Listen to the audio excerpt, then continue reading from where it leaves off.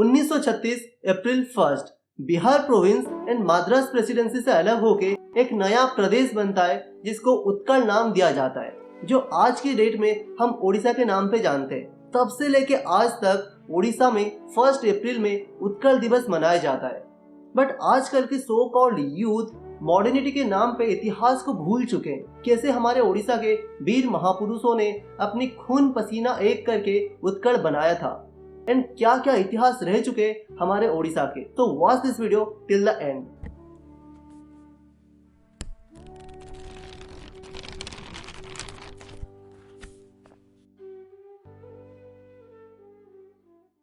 समय रेखा में पीछे चलते, समय था 1568। तब ओडिशा में या फिर कलिंग में शासन चल रहा था मुकुंद देव की, जो कि चालुक्य डायनेस्टी के राजा थे। तब दिल्ली में बैठा मुगल सम्राट अकबर और मुकुंद देव के बीच में संपर्क बहुत ही अच्छा था।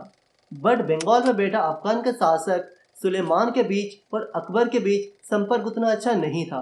तो सुलेमान अटैक करता है कलिंग के ऊपर। वो भेजता है अपने जनरल काला पहाड़ को।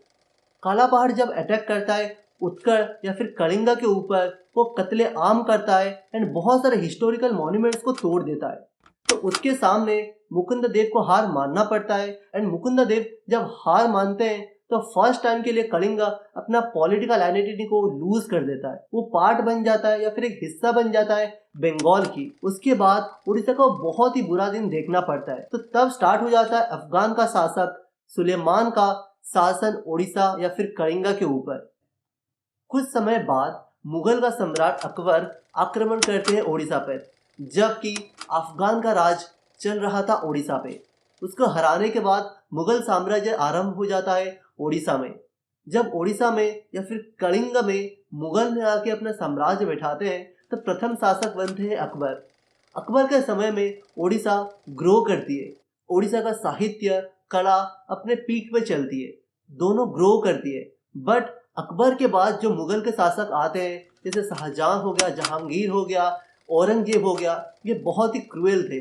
तो ये ओडिशा के या फिर कलिंग के कला, साहित्य, मॉन्यूमेंट्स इस सारे को तोड़ देते हैं एंड ओडिशा को बहुत ही बुरा हाल देखना पड़ता है। तो ऐसे इतिहास में ओडिशा ने बहुत सारी हार को देख चुकी थी। तो आफ्टर मुगल ओडिशा पे शासन करती है मराठा। मराठा जब आती है तब ओडिशा में बहुत सारी चीजें बदलती है।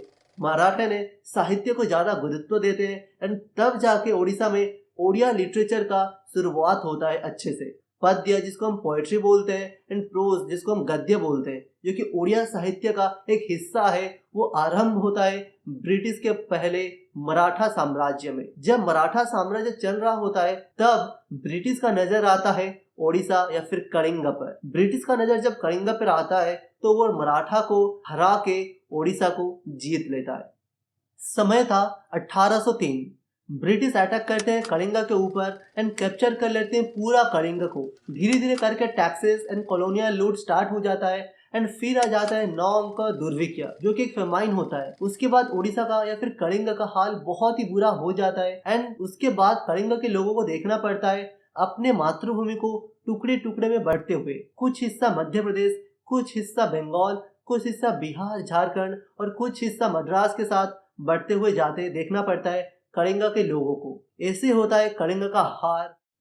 स्टार्टिंग होता है अफगान से, फिर आते हैं मुगल, फिर आते हैं मराठा, फिर आते हैं ब्रिटिश। धीरे धीरे करके इतने सारे शासक के अंडर कलिंग अपना हार देख चुकी होती है।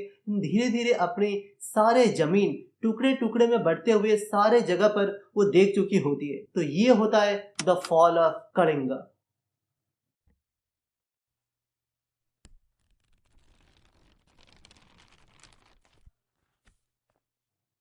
ओडिशा टूट गया था बट हारा नहीं।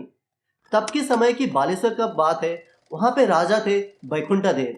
उनका विजन था, फिर से वो ओडिशा को बनाने चाहते थे, जोड़ना चाहते थे एंड सारे ओडिया बोलने वाले लोगों को एक साथ इकट्ठा करना चाहते थे। एंड इसी टॉपिक को जाके वो प्रपोज करते हैं तब की वाइस रॉय लॉर्ड कर्जन को एंड वो मान भी जाते हैं। फिर समय आता है 1903 की। एक सभा बनती है, कमेटी बनती है, जिसका नाम होता है उत्कल सभा। ये सभा बनाते हैं मधुसूदन दास, जो कि ओडिशा के फर्स्ट लॉयर थे। Trust me, Madhusudan Das and Utkal सभा हमारे ओडिया इतिहास के लिए बहुत ही अहम हिस्सा बनने वाले थे। इसी सभा में जुड़ते हैं बहुत सारे लीडर, जैसे गोपबंधु दास हो गए, फकीर मोहन सेनापति हो गए, गौरी शंकर राय हो गए, कृष्णचंद्र गजपति हो गए। ऐसे बहुत सारे राजा भी जुड़ते हैं हमारे इस सभा में। उत्कल सभा का एक ही लक्ष्य था, first to make a united Odisha, second to develop Odisha, third to protect that Odisha, and fourth to bring all the Odia speaking people in a single administration.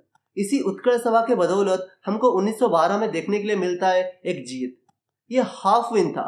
हम बंगाल से अलग हो गए एंड बन गए बिहार एंड ओडिया प्रोविंस। ये हमारे लिए हाफ विन इसीलिए था क्योंकि हम बंगाल से तो अलग हो गए थे, फिर भी हम लोग बिहार और झारखंड के साथ जुड़ के थे। हमारा सपना था एक इंडिविजुअल एंड इंडिपेंडेंट ओडिशा। तो हमारा सपना अभी पूरा होने के लिए बाकी था, जो कि आगे होने वाला था। फिर हमको एक मौका मिलता है 1903 में राउंड टेबल मीटिंग अटेंड करने के लिए लंदन में, and Bihar and Odia province में हम लोग भेजते हैं कृष्णचंद्र गजपति राजा को। वो वहां पे जाके वो मीटिंग अटेंड करते हैं एंड उनका पर्पोज, उत्कल सभा का पर्पोज बताते हैं ब्रिटिश गवर्नमेंट को।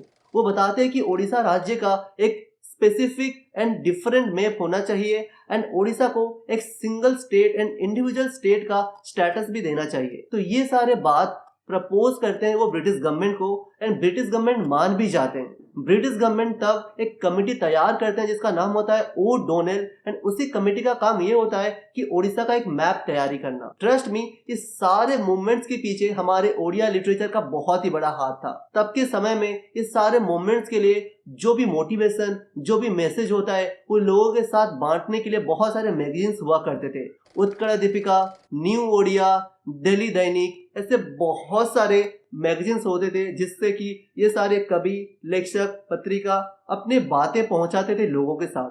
तो हमारे ओडिया इतिहास के लिए ये सारे लीडर के साथ साथ ओडिया लिटरेचर, लेखक, कवि गद्य और पद्य के रूप में बहुत सारे मैसेज पहुंचा के अपना काम करते थे। खैर, जब ब्रिटिश गवर्नमेंट ओ डोनेल कमेटी को आदेश देता है कि ओडिशा का मैप बनाने के लिए, तो वो मैप बना के रेडी करता है एंड समय आता है 1936 अप्रैल 1। हमारा सपना हमारे आंख के आगे था। ओडिशा बन जाता है जिसका नाम होता है तब के समय में उत्कल। उत्कल जब बन के तैयार हो जाता है तो सभी का सपना पूरा हो जाता है, बट उस समय हमारे साथ नहीं होते हैं मधुसूदन दास। 1934, 2 साल पहले ही उनका देहांत हो जाता है एंड वो गुजर जाते हैं, बट वो जो काम करके जाते हैं वो हमेशा के लिए हमारे लिए अमर होके जाते हैं। वो बोलते ना कि अगर तुम मरो भी ऐसे काम करके मरो कि दुनिया के लिए अमर हो जाओ। उनके साथ साथ सारे कवि, सारे लीडर जो खून पसीना एक करके उत्कल को बनाए थे, उनके साथ साथ सारे कवि, सारे लेखक, सारे लीडर जो खून पसीना एक करके ये उत्कल को बनाए थे, वो आज हमारे लिए अमर हो गए हैं। वो जो उत्कल बना के दे गए, हम उसे आज सेलिब्रेट कर रहे हैं। तो ये था द राइज ऑफ ओडिशा। आज हम 87th Odisha formation day celebrate कर रहे हैं, बट इंडिया में ऐसे बहुत सारे लोग आज भी है जो क्वेश्चन करते हैं हमारे आइडेंटिटी पे। वो बोलते हैं ये तो बंगाल का हिस्सा है, ये तो कोलकाता का ही हिस्सा है, तुम दोनों सेम हो ना। वो भूल जाते हैं कि ओडिशा क्या क्या कंट्रीब्यूट किया है इंडिया के लिए। ओडिशा दिया है पूरी धाम इंडिया को, ओडिशा दिया है कोणार्क इंडिया को, ओडिशा दिया है हॉकी को वो रिकॉग्निशन, ओडिशा दिया है द्रौपदी मुर्मू को, ओडिशा जन्म दिया है बिजू पटनायक जैसे लोगों को, ओडिशा दिया है संबलपुरी साड़ी इंडिया को, ओडिशा दिया है ओडिसी डांस फॉर्म इंडिया को। तो आई होप ये वीडियो आंसर होगा उन लोगों के लिए जो क्वेश्चन करते हैं हमारे आइडेंटिटी के ऊपर, जो पूछते हैं ओडिशा कहाँ है, क्यों है एंड क्या है गाइस। अगर वीडियो अच्छा लगा तो लाइक करना मत भूलिएगा एंड सब्सक्राइब करना तो मत ही भूलिएगा, क्योंकि ये वीडियो बनाने के लिए मुझे बहुत रिसर्च करना पड़ा। And if you like this video, like, comment and subscribe.